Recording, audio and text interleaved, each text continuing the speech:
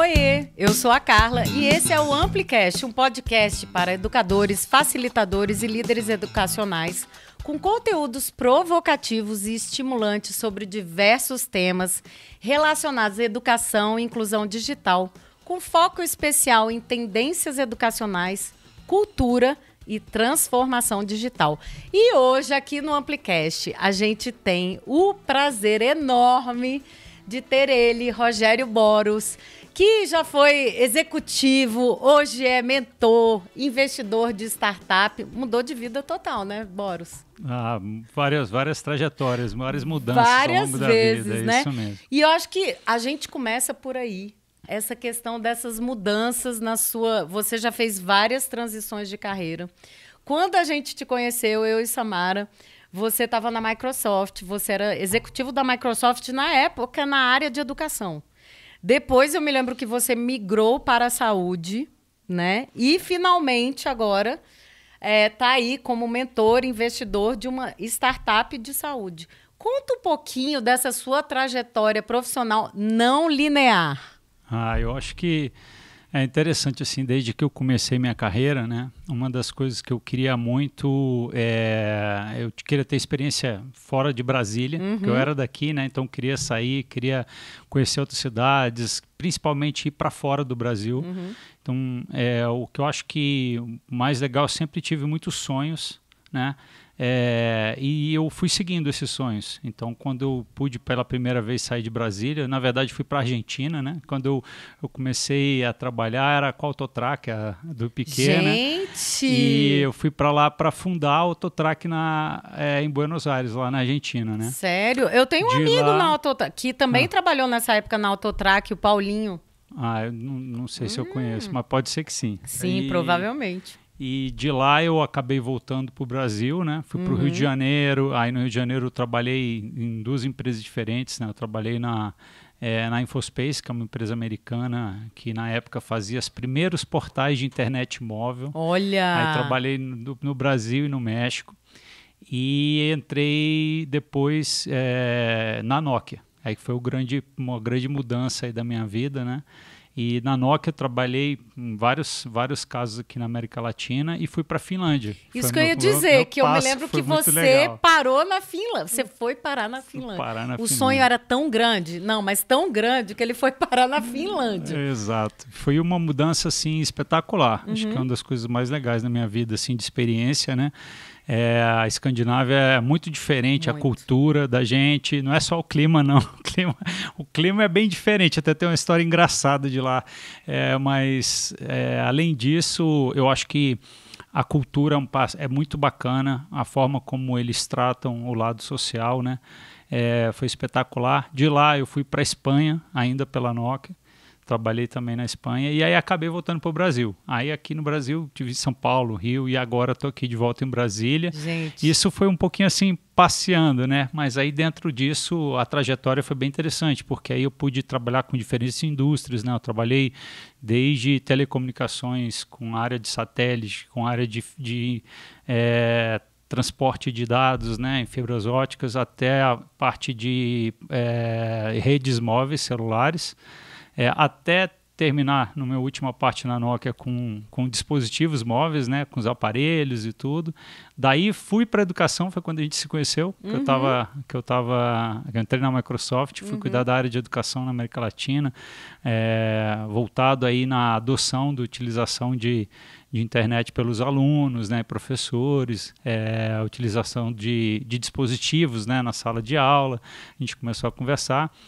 E dentro da Microsoft também acabei trabalhando com outras indústrias. Então, por último, especificamente, foi a indústria financeira, que eu fiquei um pouco tempo, mas antes disso foi 5 anos cuidando da área de saúde, que é uma área que, engraçado, eu era apaixonado desde a faculdade. Olha aí. Quando eu estava terminando engenharia elétrica aqui na UNB,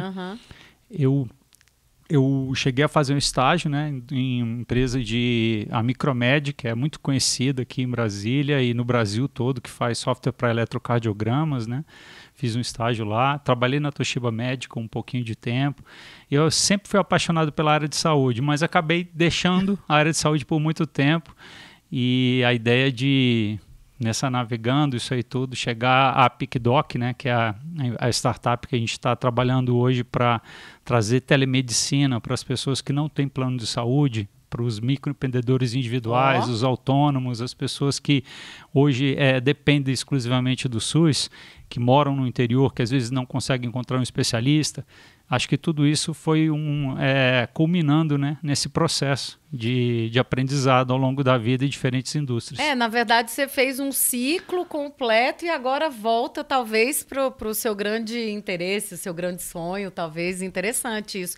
Agora, me parece que um fio condutor aí da sua trajetória, apesar da não linearidade, quer dizer, você trabalhou em várias indústrias, com várias posições diferentes e tudo mais, mas eu tenho a sensação de que um conector de tudo isso são as tecnologias. É isso mesmo?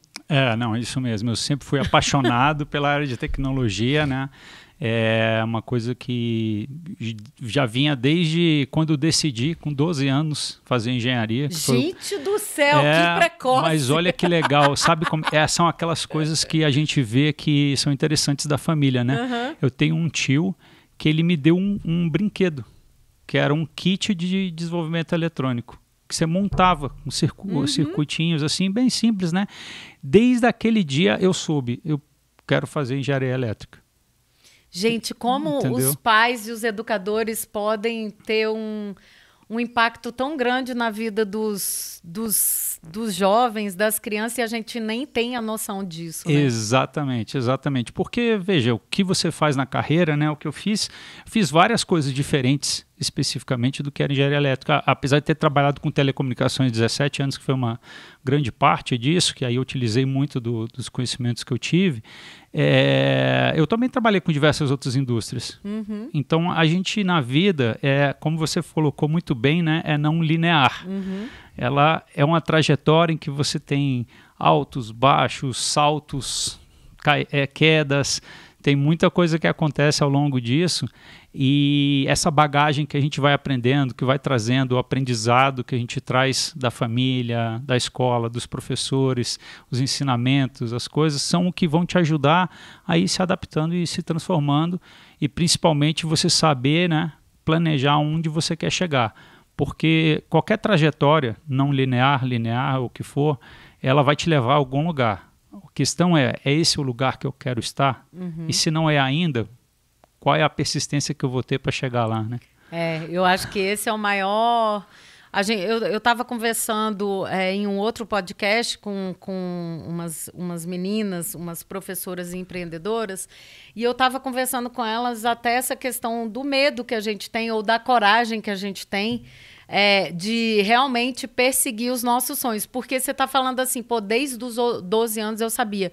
E eu me lembro que desde muito nova, e vou também dizer que era mais ou menos nessa idade, 12 para 13 anos, eu até conversei sobre isso com a Samara num podcast, eu já comprava revista Você S.A. nessa época, eu lia tudo de Você S.A.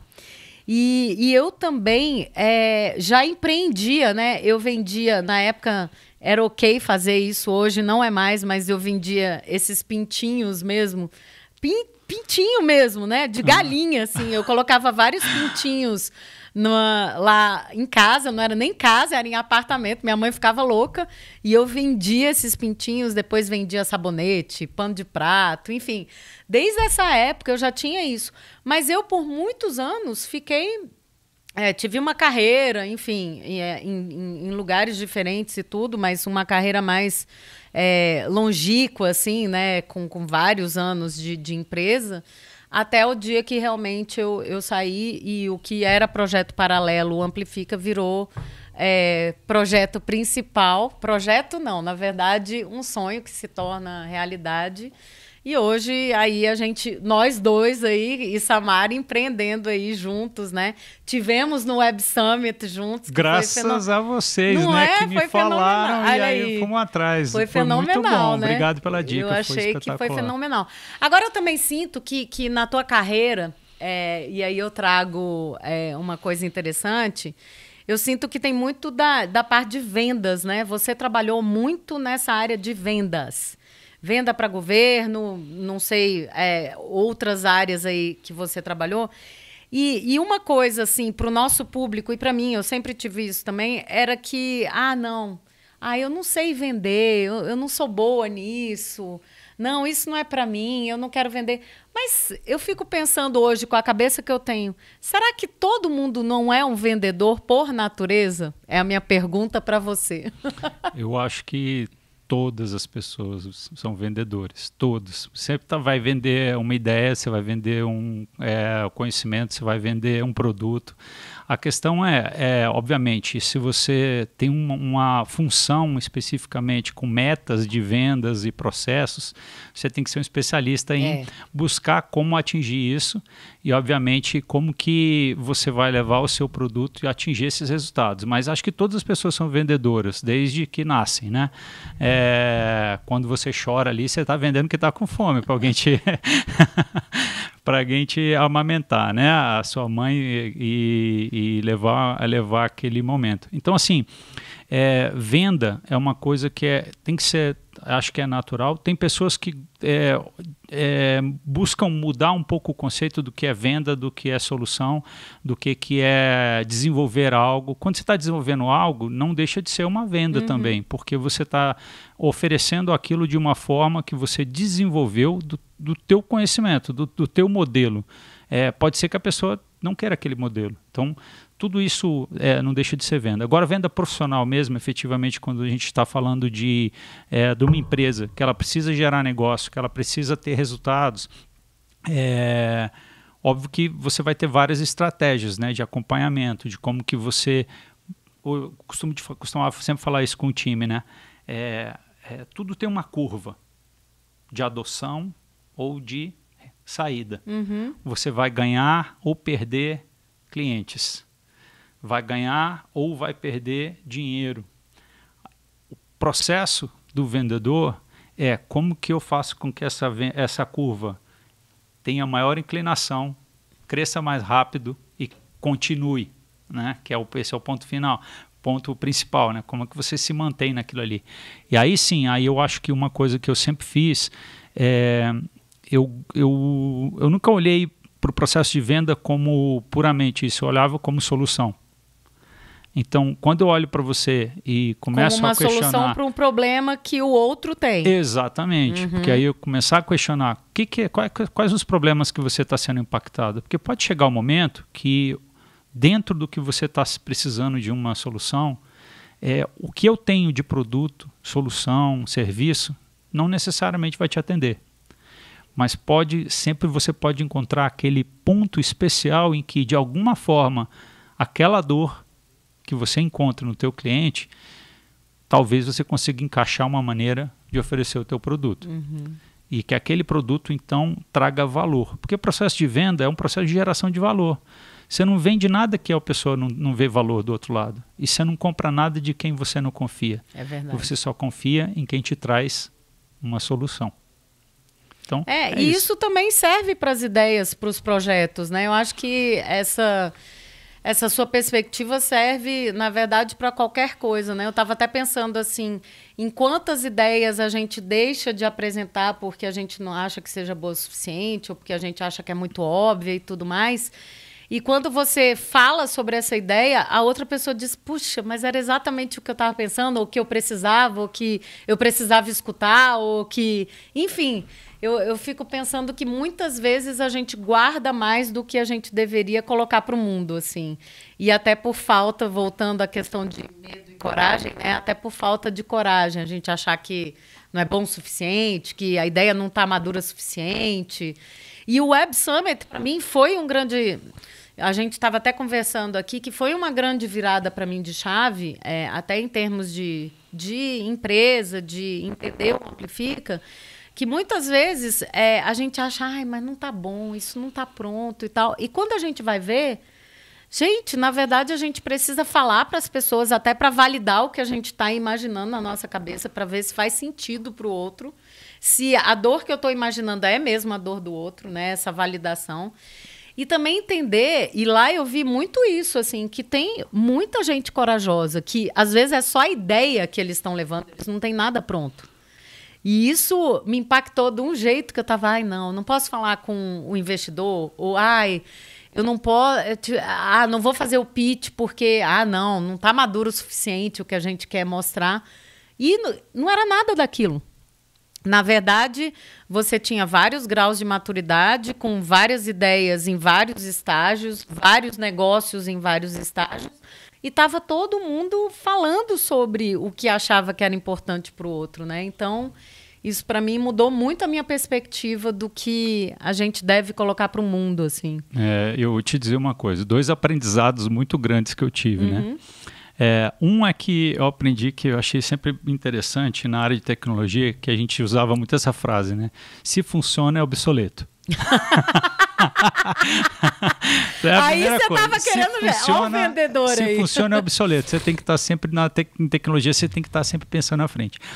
A outra coisa que eu aprendi em cima do que você falou aí, que eu achei que foi bem interessante, foi minha primeira experiência como startup. Foi quando eu realmente montei a minha primeira, que eu fechei, né? Que eu acho que eu sempre digo até hoje que foi um MBA. Né? Por quê? Exatamente esse problema que você falou. Às vezes as pessoas elas falam assim, eu tenho vergonha de vender. Eu tinha vergonha de vender o meu produto até ele estar perfeito. Eu queria que ele tivesse perfeito. Esse foi o meu maior aprendizado. São aquelas coisas, né, que a gente aprende que você erra e é errando, que você chega no estágio ideal, né? Aquele foi um grande... Para mim não foi um grande erro, foi um grande aprendizado. Tanto é que eu falo que foi o meu melhor MBA. Eu fiz alguns cursos, né? Fiz na FGV, fiz no MIT, mas a verdade é que esse foi o meu melhor MBA. De verdade. Foi ter o investimento que eu fiz, o tempo, o dinheiro, para chegar a ter um produto perfeito, que na hora que eu fui para o mercado, eu percebi, puxa, eu vou ter que gastar 10 vezes, 20 vezes mais para posicionar esse produto. Não faz sentido. Aí eu enterrei aquilo. Que é outra dificuldade, né? As pessoas, às vezes, elas investem nas coisas e elas ficam assim, nossa, mas eu já gastei esse dinheiro, eu não vou largar isso. Né? Eu comprei essa ação e ela caiu, está lá embaixo, desvalorizou. Os custos perdidos, né? Os sunk costs, né? Exatamente, você tem que saber. E aí veio de lá, daquele momento, daquela primeira startup, que também era de saúde, tá? Veio a ideia da PicDoc hoje. E na PicDoc eu fiz completamente o contrário. A gente lançou um produto, um MVP, logo de imediato. Não perfeito. Eu tenho vergonha dele até hoje. A gente está melhorando a cada dia, entendeu? Eu sei que já está ajudando a muitas pessoas e profissionais de saúde, mas eu posso dizer para vocês, eu quero melhorar ele a cada dia. Então, assim, eu estou envergonhado e isso me faz querer melhorá-lo a cada dia. Então, assim, isso é uma coisa que foi um dos melhores aprendizados que eu tive do ponto de vista de empreendedorismo, sabe? E posso dizer para todo mundo, não tenha vergonha do que você está vendendo. Mesmo porque, veja, às vezes, você falou de vendas, né? Às vezes você não vai estar vendendo o melhor produto do mercado. Talvez ele seja mais caro, dependendo da empresa para quem você está trabalhando. Talvez você ache que o do concorrente é melhor. Mas aí é que está. Por que você é o profissional de vendas para aquela organização? Para mostrar que aquele teu produto é melhor e achar uma aplicação para o teu cliente que funcione. Um diferencial de valor, né? Que era aquilo que você estava falando, né? Exatamente. Nossa, sensacional. Então, quer dizer que aí, na verdade, você já está na segunda startup de saúde, né? Mais do que um MBA, né? Porque, na verdade, o MBA é tudo na teoria, né? Exato. É na startup que você está aplicando a ideia daquilo tudo que te falam nos livros, que te falam no MIT, em Stanford, na Universidade de São Paulo, né? Exatamente. Eu acho isso sensacional. E me diz assim, e como é que está a PicDoc hoje? Né? Como que... Eu sei que... E assim, a gente tomou um café outro dia e eu fiquei pensando, poxa, como que ele chegou nesses números? Porque você me falou que quantos médicos, quantos especialistas tem cadastrados? Então, a gente bateu agora 2.400. Então, eu fico assim, gente, como que conseguiu 2.400 profissionais? Tem que ser um super vendedor, né? Como é que você convence 2.400 profissionais a se cadastrarem na plataforma? Como que você fez isso? Porque, assim, eu sei que uma dor de qualquer empreendedor e de qualquer startup é não ter dinheiro, principalmente para marketing. Né? Como é que vocês fizeram para atrair esses profissionais? Bom, aí não posso dizer que só eu fiz isso, né? Tenho 3 sócios espetaculares, um que é médico do Einstein, outro que é o nosso especialista na área de marketing, que está fazendo as nossas campanhas aí e ações, e o nosso CEO. Veja, primeiro, o fato de a gente ter atingido 2.400 profissionais, hoje, né, atendendo via a nossa plataforma, são mais de 40 especialistas, especialistas em mais de 40 especialidades médicas diferentes, além de nutricionistas, psicólogos. Não é suficiente para mim. Eu acredito que todos os médicos do Brasil vão se registrar com a gente. Todos. Olha que a minha meta hoje o Brasil tem 500 mil médicos, eu não vejo por que nenhum deles está com a gente, porque qual que é legal, o que é diferencial que a gente trouxe para eles? O médico ele não precisa prender a agenda dele. É quando ele tem disponível, né? É como se fosse o Uber, né? Quando a pessoa quer... Eu acho que é legal você explicar do jeito que você explicou pra gente, porque eu entendi. Eu já posso vender o PicDoc aqui, porque eu já entendi perfeitamente como funciona e já estou falando para todos os meus amigos sobre ele. Diz aí como é que funciona o sistema. Não, acho que é melhor falar como funciona pro paciente.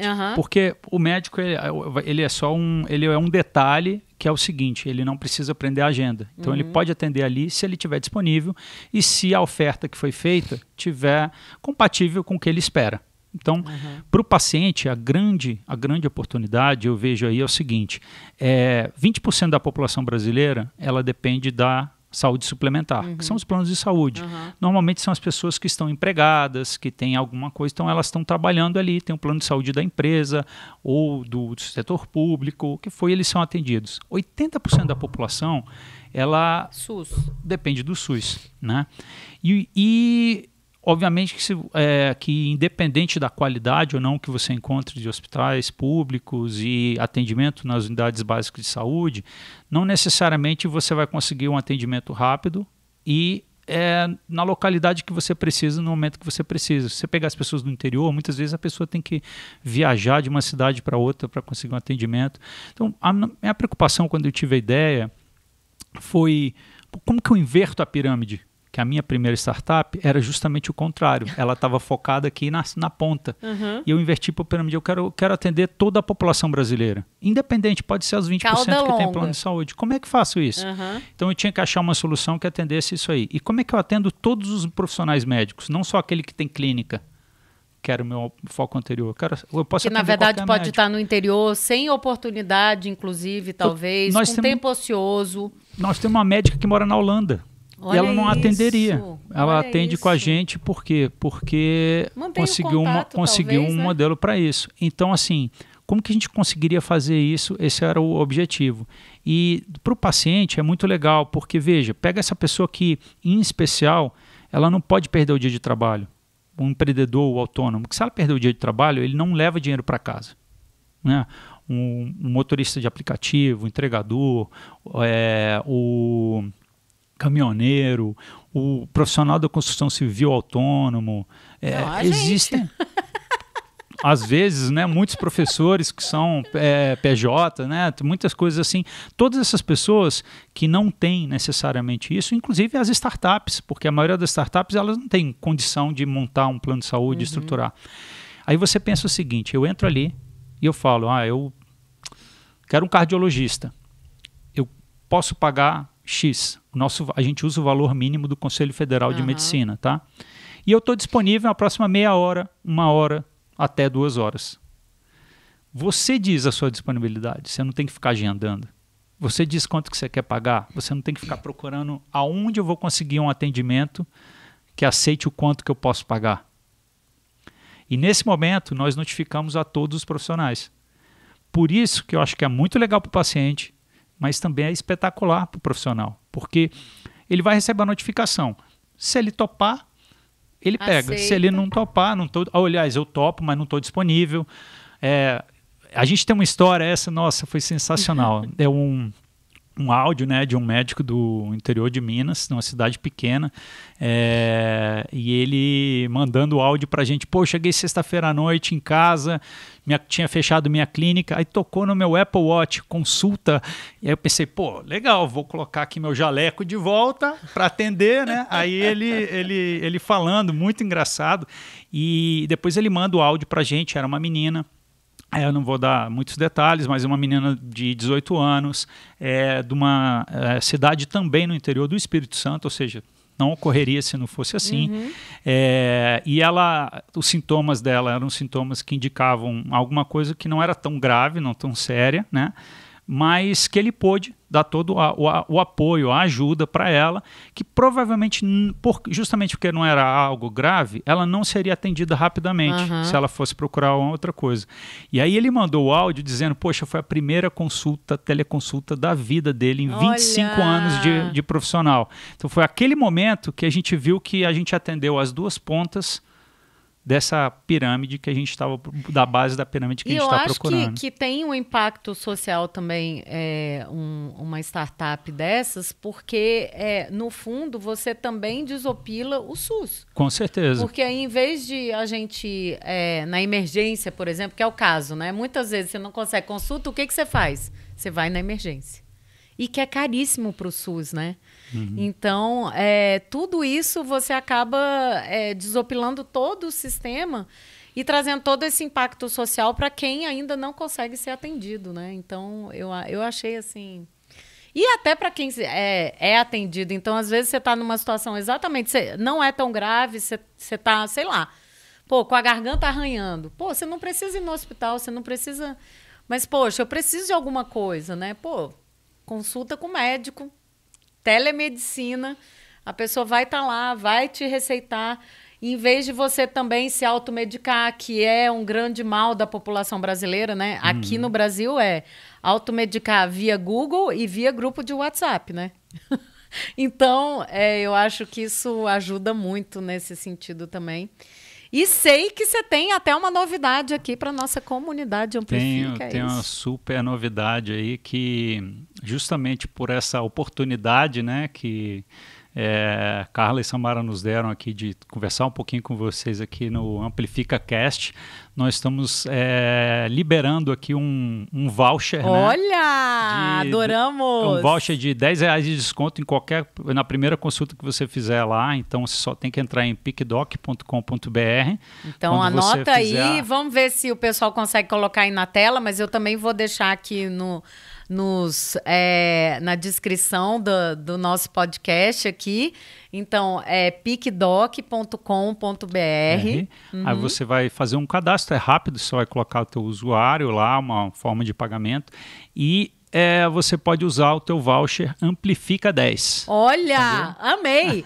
Amplifica 10. Olha isso, então. O voucher é Amplifica 10 para todos vocês que são aí da nossa comunidade Amplifica. Divulguem também para... pode, né? Pode para os familiares e tal, para os amigos, professores, educadores.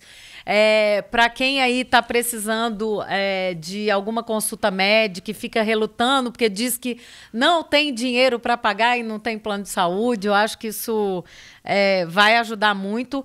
E acho que essa nossa parceria, inclusive, traz uma coisa também, Boros, da gente cuidar da saúde, porque você disse que, inclusive, tem psicólogos, né? Tem psicólogos, tem nutricionistas. Nutricionistas, olha aí, são dois especialistas na área médica que são muito ligadas à nossa profissão de educador, porque mais do que qualquer outra profissão, eu acho que a gente tem que cuidar da nossa saúde mental. Todo mundo tem, mas acho que o educador às vezes se sacrifica mais. E aí, nesse sentido, tem todos os profissionais que você precisa aí. E ajudando aí a saúde mental, nós aqui Amplifica, porque a gente tem uma missão, né, com a nossa comunidade educacional. E você, com toda essa questão da saúde, que deu essa volta aí profissional para voltar no caminho que você gostaria de continuar, né? É isso aí, isso aí. E você, Boros, assim, pensando aí nos próximos passos, o que você está Porque, poxa, você já fez tantas coisas, esteve em tantos lugares, está aí investindo numa startup e tal. Que caminhos você está aí traçando para você aí depois de ser executivo por tantos anos em grandes players aí? Onde você quer ir agora? Nossa, essa pergunta é muito boa. Acho que eu não 100 tinha milhões me de preparado dólares? para essa. Mas porque aqui é assim, a gente gosta. A gente sempre tem uma pergunta pegadinha. Me surpreende. Antes, só para dizer que são 1.000 vouchers, tá? Mas tendo sucesso, se esses 1.000 vouchers acontecerem aí no período de 2 meses, a gente duplica aí essa campanha, tá? Bora, educadores. Quero ver mais de 1.000 vouchers para a gente levar saúde para todo mundo. Aí a gente faz de novo. Bom, eu acho que hoje eu tenho uma visão muito clara que eu sempre tive muita vontade de criar algo que fizesse um impacto para a sociedade, que ajudasse muitas pessoas e que eu pudesse viver disso. Né? Então acho que esse é um dos objetivos mais claros que eu tenho. Mas eu sempre tenho ideias, sabe? E eu hoje mesmo já tive uma nova que eu tô louco pra fazer. Então, eu sofro desse mal. Ainda você tem que arranjar uma Samara na sua vida. Que te coloca. Cara, a Samara brinca que eu sou a Pipe e ela é a cordinha, ó, com as planilhas dela lá. E também, obviamente, com a experiência que eu tive aí no mercado e outras coisas mais, pode ser que em algum momento eu acabe voltando para o mercado como executivo de alguma forma, né? Essa é uma possibilidade. A verdade, acho que nesses anos de carreira, o que eu aprendi é que você não precisa descartar opções. Você precisa estar pronto para elas e você precisa abraçá-las de corpo e alma. Então, eu sempre fiz isso. Eu sempre me dediquei ao máximo no que eu fazia, aonde eu estava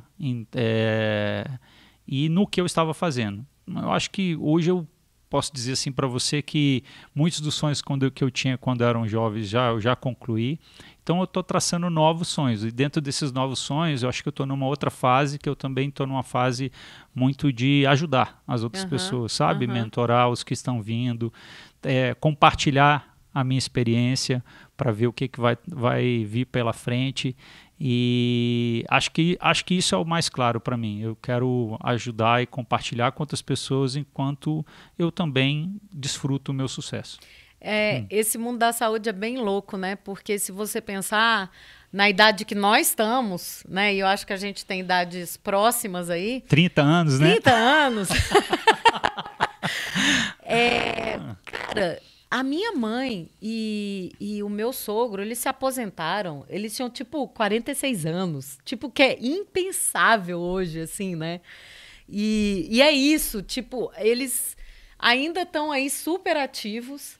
E no melhor ponto da carreira deles, quer dizer, quando eles estavam prontos exatamente para fazer isso que você está falando, de devolver para a sociedade, quer dizer que você está maduro o suficiente, que você tem repertório profissional suficiente para contribuir de uma forma muito mais efetiva, muito mais profunda para a sociedade. É a época que ele se aposentava, até porque ainda se tinha essa coisa de que, sei lá, o nosso ciclo de vida seria mais curto, né? Hoje, com os nossos ciclos aí se ampliando cada vez mais, é isso, né? Cada oportunidade pode ser um novo recomeço, né? Então, não tem... Eu, por exemplo, na idade que a minha mãe estava quando ela se aposentou, eu fiz uma transição de carreira maluca, assim, né? De uma hora para outra, não era de uma hora para outra, né? Mas no momento para mim pareceu assim. Hoje eu sei que não, que teve vários estágios, mas isso é muito louco, né? Você pensar que você pode sempre recomeçar com a idade que você quiser hoje. A gente tem essas ferramentas, né? É verdade, é verdade. Engraçado que eu realmente... Não é uma coisa que passa na minha cabeça. Eu acho que se um dia, né, eu chegar no momento de aposentar, né, talvez de estar num emprego formal ou tudo, quando a gente começa com essa visão também de empreendedorismo, parece que isso não faz sentido, né? Então, assim, eu não me vejo parando de fazer nada. Eu sempre estou fazendo alguma coisa, empreendendo em alguma coisa, seja inclusive em casa, né? Coitada da sua mulher. Coitada de mim, né? Que ela aproveita e eu acabo tendo que fazer as coisas, mas faz parte. Boa, Boros. Boros, e me diz o seguinte, assim, eu quero duas coisas aqui para a gente acabar. A primeira delas é você que tem essa visão de tecnologia, de educação, enfim, de futuros possíveis, imagináveis. O que você vê aí de grandes tendências aí no mercado? O que você tá aí te incomodando? O que você tem pensado a respeito, assim? Essa é uma pergunta bem legal, assim, eu adoro mesmo tecnologia, acho que um momento o pessoal está falando muito da parte de inteligência artificial, é um tópico muito padrão, né? Eu não vou entrar muito nesse foco aí, eu vou pensar um pouquinho mais assim, olhando o que eu vejo que deve despontar, né? Eu acho que holografia vai ser uma coisa que vai ser transformadora, principalmente na área da saúde. Eu acredito que assim, eu já falei isso em outros webcasts, vou falar nesse agora também. Tomara que dê certo, que senão até o final de 2030 alguém pode pegar e dizer, olha, ele falou errado. Mas eu acredito que até o final dessa década, a cirurgia assistida por holografia ela vai ser uma prática na maioria das salas cirúrgicas, assim como a robótica ela já está sendo adotada. Então, holografia, a gente está falando de ter uma pessoinha ali, algo nesse sentido mesmo. Assim. Por exemplo, eu estou aqui falando com você, de repente eu podia ser uma holografia falando com a minha voz e eu estar em outro lugar completamente diferente. A gente conversando. Isso já é factível hoje, tá? A Microsoft demonstrou isso tem uns 4 anos atrás. O que eu estou falando assim, a holografia na sala de aula ela vai ser transformadora para várias coisas. Principalmente você vê uma aula de medicina, como é que você que você puder ver os órgãos efetivamente, ver os detalhes, analisar, é muito mais interessante. Para um aluno, quando você começar a ver e ensinar uma ponte, e ele vê ali tudo, vai ser fantástico. Óbvio que o equipamento, ele ainda não é barato para uma sala de aula, mas ele é extremamente barato para uma sala cirúrgica. Extremamente barato. Equipamentos de sala cirúrgica são muito mais caros. Um óculos de realidade mista, né, holográfico, e aí talvez o pessoal não conheça muito, mas começou a oferecer aqui no Brasil agora, eu falo que a Microsoft não estou mais lá, mas começaram a oferecer, né, o HoloLens 2, ele vai ser transformador, porque imagina o cirurgião poder ver os cortes da sua tomografia, ressonância magnética sobre o paciente ali, direto, em vez de estar olhando numa tela, ele está olhando aqui sobre você, e aí ele tem como identificar exatamente os diferentes tecidos pelos quais eventualmente ele vai fazer uma inserção, alguma coisa assim. Tem processos espetaculares aí de cirurgia de bypass cerebrovascular com redução significativa de tempo, de erro. Então, eu acho que isso aí vai ser uma das coisas que eu acredito que vai acontecer muito nessa área de saúde que eu sou apaixonado. Nas outras áreas, eu acho que todas elas estão sendo muito transformadas pela inteligência artificial com o que ela pode trazer. Tá? Muita gente tem falado do chat GPT, na verdade, tem que se tomar cuidado que ali existe uma coisa que chama LLM, Large Language Model, né? Que é um modelo de linguagem treinado com bases de dados, com bilhões de diferentes palavras e contextos, e ali ela é formada, toda frase ela é calculada com uma probabilidade. E ela é calculada com uma probabilidade baseado no prompt que você gerou. Então, assim, se você perguntar os materiais utilizados para construir uma casa, dificilmente ele vai falar os materiais utilizados para construir um carro, porque você deixou claramente que é uma casa. E baseado em todo o treinamento que estava ali, a probabilidade de ele calcular e dizer alguma coisa vai ser maior para essas palavras. E como que ele forma as sentenças? Baseado também na probabilidade semântica, sintaxe, todas essas outras coisas que vão ser utilizadas ali. Eu acho que aquilo ali vai ser muito transformador na forma de contato entre as pessoas e no chat. E porque hoje essa geração mais nova, todo mundo está muito acostumado a usar WhatsApp, ferramentas de chat, ele quer ser atendido rapidamente, né?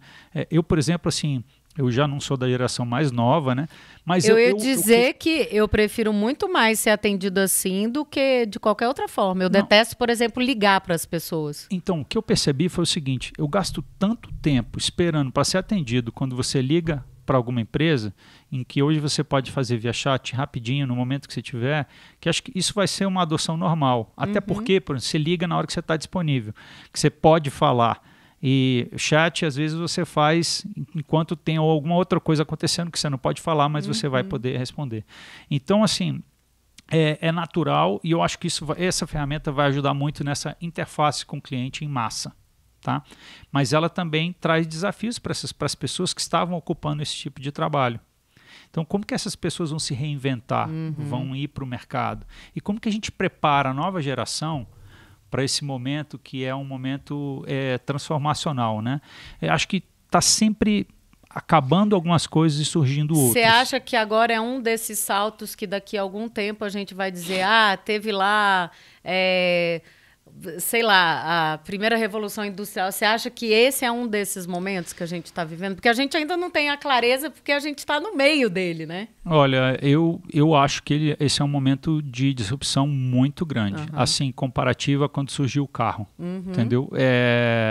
O da internet foi um momento bastante disruptivo, mudou várias coisas.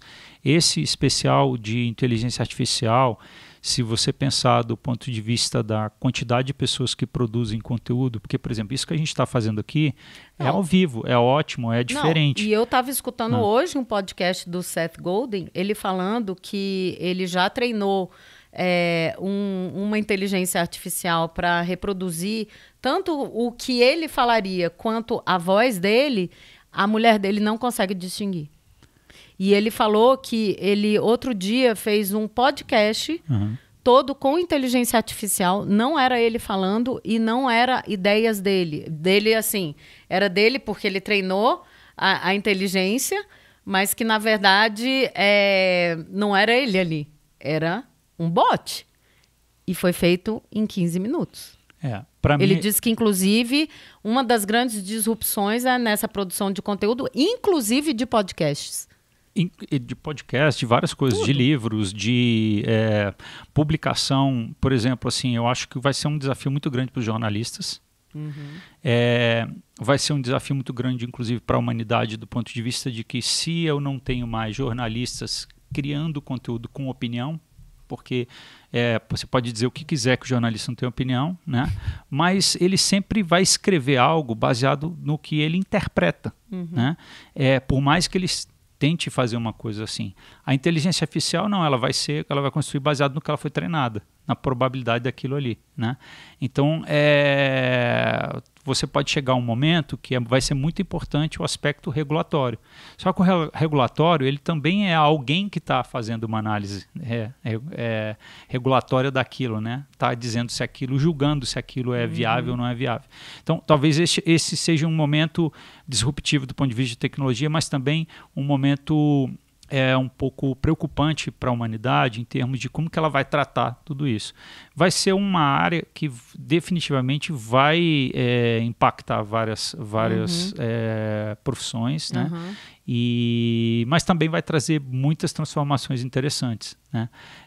Eu acredito que quem estiver acompanhando e efetivamente o americano usa muito aquela palavra, né, embrace, né? Adoro. Eu nem sei como é que eu falo isso em português. Não sei, tipo abraçar. Abraçar. Mas mesmo assim não dá o mesmo. Não tem tom, o mesmo né? significado. Mas seria mais ou menos assim como a pessoa acolher, que olhar, acolher. Acolher é a palavra perfeita. Se você souber acolher essa tecnologia e ver para que ela está sendo utilizada, de repente você vai encontrar muitas oportunidades aí. Mas olhando para o futuro, tem tanta coisa acontecendo, né? Tanto na parte de energia quanto na mudança, né? Uma disrupção muito grande que está acontecendo, as pessoas não se dão tão conta, mas os carros elétricos, né? É uma disrupção que vai impactar na produção de material, né? Impacta na indústria de minério. Tem muita coisa que, se você olhar... É uma cadeia, né? É cadeia. Nada é só inteligência artificial sozinha. Mas outra coisa que eu acho que vai ser muito significativa para quem está acompanhando aí os robôs da Boston Dynamics, da Tesla, eu acredito que essa também vai ser outra coisa assim, impressionante, né? E tudo... tem um livro bem legal até de um presidente da Microsoft, chama Tools and Weapons, né? Armas e ferramentas. Hoje tudo também tem esse lado. A gente tem que ver Tudo tem, regulatoriamente, né? O que vai ser ferramenta, o que pode ser a nossa própria risco, linguagem, estou dizendo linguagem humana, né? Pode ser uma ferramenta e pode ser uma super arma contra o outro, né? O que a gente diz para as pessoas, enfim. Acho que é isso mesmo. E a segunda coisa que eu ia falar com você, para a gente fechar aqui, era exatamente isso.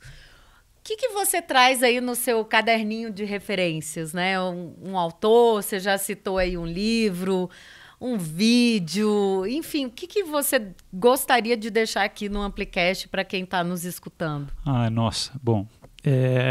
Sei que você tem milhares de coisas, mas... Um livro que eu mais gostei de ler, tá? É porque eu gosto muito de ler sobre a história. Eu gosto de ler romances históricos, não gosto muito de ler só coisas de negócios, ao contrário, né? Ao contrário, é o que eu menos leio. Foi O Azteca, de Gary Jennings. Olha! Foi esse livro, para mim, ele é espetacular. É espetacular. Ele mostra, né? E é interessante ver como naquela época pré-colombiana, e ele é um livro que começa pré-colombiano e a chegada dos espanhóis. Então é bem interessante, né? E ele mostra como uma pessoa já era empreendedora naquela época. Sério? Você vai ler o livro, você vai ver. Olha! É porque hoje eu lembro disso e eu penso, nossa, é mesmo, olha como ele empreendia, né? Que é a história de um personagem, especificamente não vou falar, mas é bem montado em cima de epístolas escritas pelos jesuítas para o rei da Espanha. Então é bem legal, como ele... é espetacular, um livro... Para mim, o livro mais legal que eu já li. Nossa, vou ter que ler e vou ter que dar para o meu marido, que adora também esse tipo de leitura. Adoro, li vários outros. O Maximiliano Manfredi é um italiano também que eu adoro ler os livros dele. Tem vários, né? De negócios, eu já li alguns, mas eu vou deixar aqui uma recomendação de um grande amigo meu de Brasília. Olha! Fábio Rodrigues. Olha! Esse cara é fera. Para vocês que estão aí pensando em largar o seu emprego e empreender, ele tem um livro Na Dúvida, Não Empreenda. Olha! E agora ele lançou aí também para quem está no mercado, já decidiu tomar esse passo, Empreenda Agora. Recomendo, dei ele hoje para o meu filho. Falei assim, filho, você tem que ler esse livro. Isso aqui vai mudar a sua vida. Estou anotando aqui. O Fábio é um cara espetacular, tenho ele no coração, pessoa também de uma alma e de uma bondade extremas. E ele resumiu naquilo ali, é um livro assim, bem direto ao ponto, que não é aquele livro que você fica lendo, a pessoa lê, conta um monte de história, não, ele vai bem direto ao ponto para a tua reflexão. E se você seguir aquilo ali, é uma grande probabilidade que você vai aprender a evitar erros que você poderia ter feito. Eu falei para ele, queria ter lido isso antes. Mas agora, vamos lá, empreenda, continua. Aí aprendi. É o segundo livro agora dele que você tem que ler, o Empreenda Agora, né? O Empreenda Agora. Não, eu já li os dois. Os dois são ótimos, eu recomendo os dois, até porque o primeiro, principalmente para quem vem de uma carreira trabalhando no setor público ou no setor privado, né, que você sai para empreender, ele ensina muita coisa que você acaba errando. Muita coisa. Então, recomendo os dois. E ele está aí entre Portugal e Brasil, ele tem o negócio dele, é muito legal, eu acho que ele tem muito para ensinar, é uma pessoa espetacular. Recomendo esse livro aí. E por último, posso dar também recomendado aqui, que é minha esposa, que é escritora, né? É verdade. Ela escreve séries também, mas ela tem um livro bem legal que eu recomendo. Inclusive, vou dar a dica, acho que hoje, ou até domingo, tá grátis na Amazon. Olha, vou ter que colocar na comunidade, ele tá no Kindle, porque como vai sair depois, talvez não esteja na época que você está escutando aqui, mas vou colocar na comunidade. Qual que é o nome do livro e qual que é para que faixa etária? Não, esse é já acho que para quem assiste aqui, que é Janela Sete Palmos. É bem legal, uma prosa contada assim com 3 narradores. Muito legal. Não é um livro muito grande, ela escreveu para participar num concurso durante a pandemia. Então eu achei, me surpreendeu. Eu não estou falando, tipo, eu tenho que fazer uma média, né? Mas quem quiser procurar, Carolina Bacelar, uma Janela Sete Palmos. Tá, muito ótimo. Legal. Vamos deixar todas as referências aqui. Vou colocar na comunidade também. para o pessoal ficar por dentro aí, quem sabe já. Eu já vou baixar já no Kindle. Ué, tá grátis no Kindle. Então vou baixar, no Kindle Unlimited. Quem tiver o Kindle Unlimited tá lá. É isso, vamos baixar. Rogério, foi um super prazer estar aqui com você. E para quem está se perguntando, cadê Samara, gente? Ela tá aí no corre, mas ela volta em breve aí. Enquanto isso, a gente continua a nossa programação normal, porque aqui nada para. E se você curtiu todas essas ideias do Boros, todas as dicas, dá um like aqui, comenta, traz os amigos para assistir junto. E lembrando que pinkdoc.com.br Amplifica 10, o voucher, para você fazer a sua consulta quando você quiser. Boros, brigadíssima, adorei o papo e a gente continua em outras ocasiões. Prazer foi todo meu. Obrigada. Tchau, tchau e até a próxima.